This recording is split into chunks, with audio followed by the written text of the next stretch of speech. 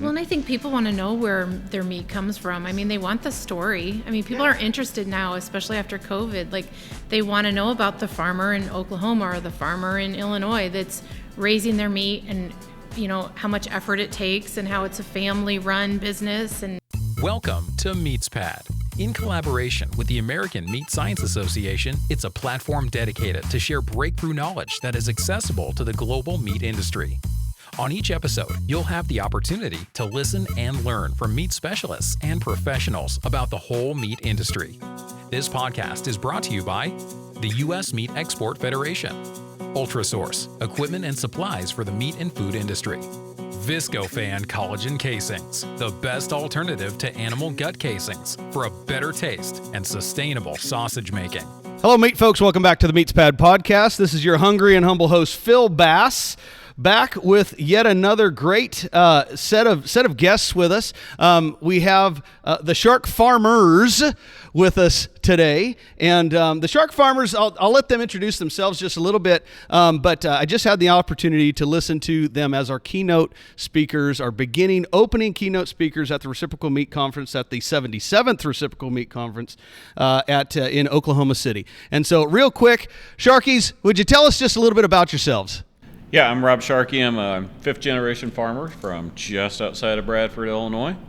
And I'm Emily Sharkey, his wife, and am in charge of our media, so our TV shows, and I produce our XM shows too. So, you guys have a similar mission to what I like to pose as my life mission right now. It's to tell the story of agriculture, but I live mostly in the animal agriculture side, meat science especially. But tell us a little bit about what your day-to-days and what is your goals and mission with the Shark Farmer brand. Well, overall, our number one goal is our farm. So we've got about 2,000 acres of corn and soybeans. Then the media side, generally we have the XM show Monday through Friday that we have to do, and then we've got a weekly podcast that comes out every Tuesday. And then switching over to the TV side, we have the show with RFD TV, plus we have PBS shows as well. So those get shot maybe once a month or so. You can go down to the studio and just knock a bunch out. So it is just a whole lot of interviewing people, a whole lot of listening to stories of agriculture. and we like to interview people who aren't maybe necessarily given the platform. That's what we enjoy the most. It's just your everyday average farmer or person in ag industry. It could be a meat scientist, it could be anyone. And just giving them a platform. Basically, we just want to listen to them. We just want to hear their story, hear what they do, hear what they've been through in life. And we don't talk about agriculture all the time. You name it, the topic, we've talked about it. So it's a lot of fun to meet people from all over the country every day. Well, and it's important to get those folks the opportunity to share their bigger story. You know, not just the technical part of planting and raising livestock, which of course that's most of our listeners on this side. But you also engage with the general public at times as well too, right? And in fact, would you say that's kind of your target audience with the PBS side of things, or is that your target audience for everyone? It's just to help share that the greater story of those in agriculture. Yeah, definitely the PBS is a non-farming audience, although every farmer will stop and say for sure that, oh yeah, we're watching your PBS show.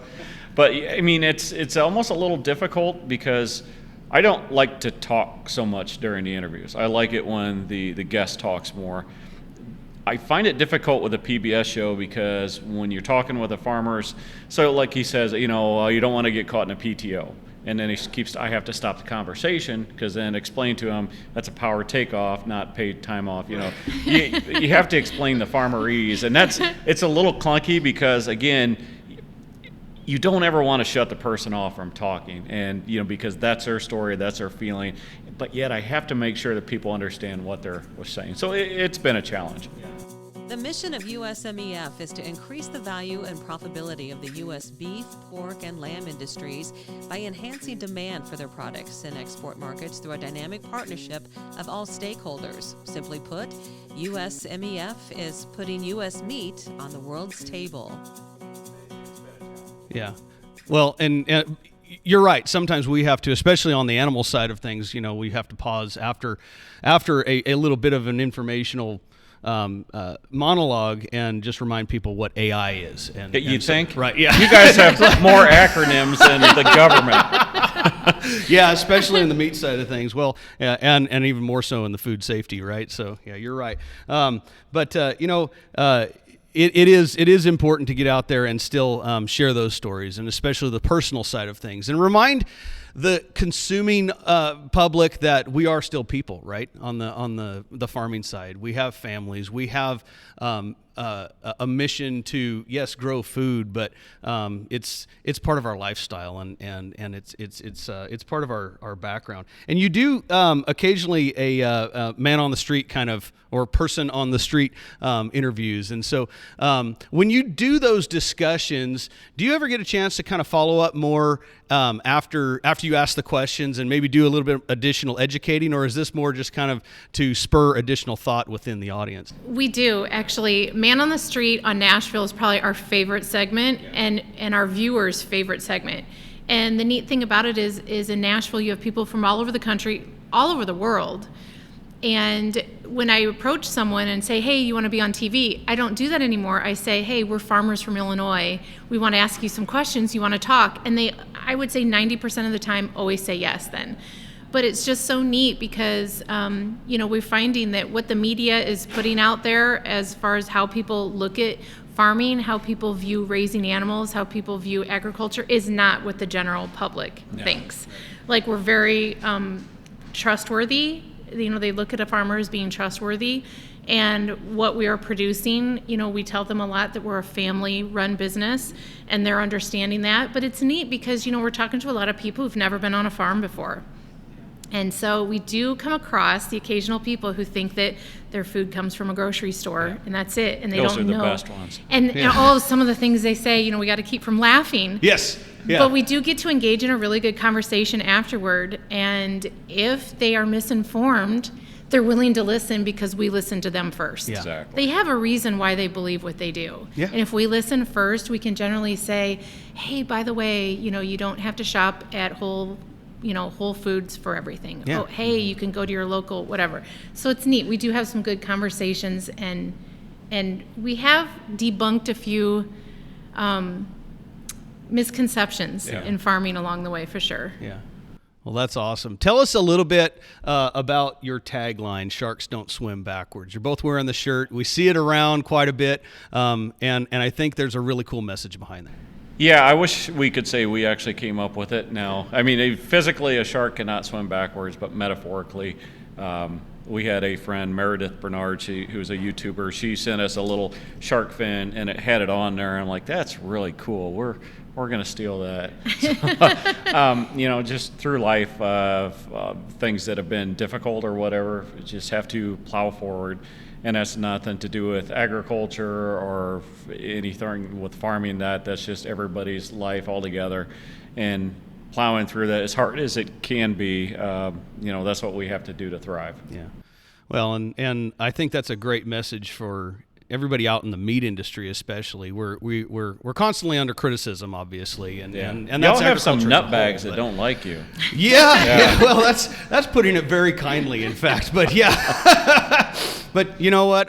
That's my mission, is to go out there and share that we are still people, and I think meat still has a great place on the table in nutrition. There's definitely folks out there that either choose not to or can't. I respect that, but I also want to give people the opportunity to enjoy the good things that come from meat, the nutrition part, of course, but the flavor and the experience. I mean, experience life, right? And so that's what we're put here for, and it's our job to experience life abundantly, I believe. And so, well, and I think people want to know where their meat comes from. I mean, they want the story. I mean, people are interested now, especially after COVID. Like, they want to know about the farmer in Oklahoma or the farmer in Illinois that's raising their meat, and how much effort it takes, and how it's a family-run business, and they want to know, they want to have that story, just like they want to have a story with the wine they're drinking. They went to a certain place in California and got this wine. They love the story, which is really cool. I don't think it used to be like that. I don't think people cared as much about the story as they do now. Yeah. I'm glad you said that. We're getting a lot of people, that are indeed asking more and more questions, and oftentimes, especially us in the agricultural world, we have a tendency to be much more reserved, and we take it as a criticism. Take it as an opportunity to engage in a positive light, right? And help to educate those people. They want to know, and they're asking you. Let's do this, right? So some of the things that I regularly tell our listeners and farmers and ranchers that I work with is bring people to your farm, bring them into the meat shop, and show them what it is that we're doing. Because I have a feeling once they see it, they're gonna take it in, and they're gonna accept it a lot better. Yeah, and understand. Yeah, I used to get away from the word butchered and killed and harvested and all that stuff. And I mean, people know where meat comes from. They know that an animal's going to die so that they can have a burger.